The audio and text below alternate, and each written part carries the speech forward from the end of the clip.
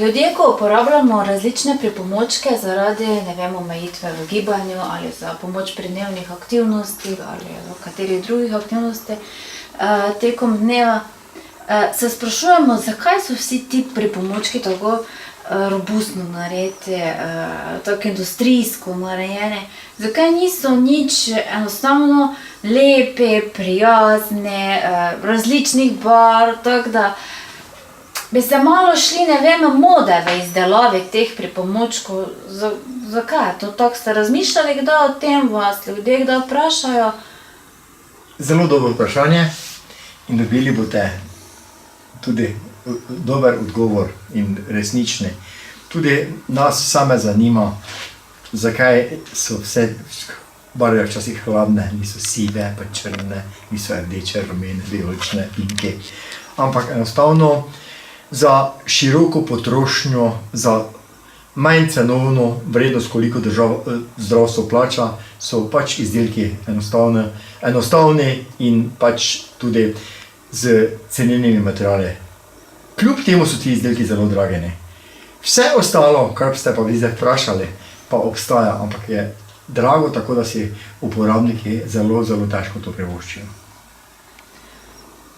Tako da v resnici nimamo kaj vzeti, moramo tisto pač nekako... Skoraj tako, kot ste rekli, vzeti tisto pač, kar je, razen če bi si človek sam pač doplačal neko stvar, kar pa je včasih skoraj preveč drago, da bi to delal. Ker problem je v tem, ker so po to individualne izdelave. Ker se tega ni masovno, zato so te stvari tako drage. Reče, zakaj je tako drago? Zato, ker je tega malo. Malo je? Ja.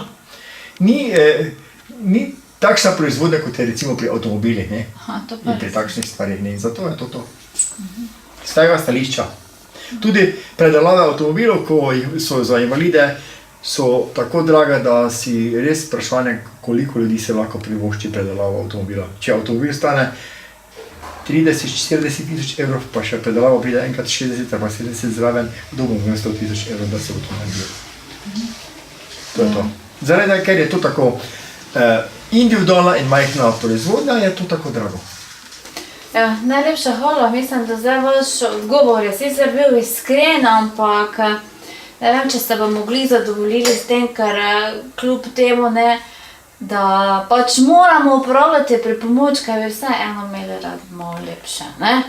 Ja, saj mi na našem podjetju se trudimo in ko včasih kakšno stvar predelamo, tudi rečejo, da bi kakšne deklice, da bi imeli kakšno drugačno barvo, pa se probamo prilagoditi, pa pobarvamo. Ja, to pa je res pohvale verjetno.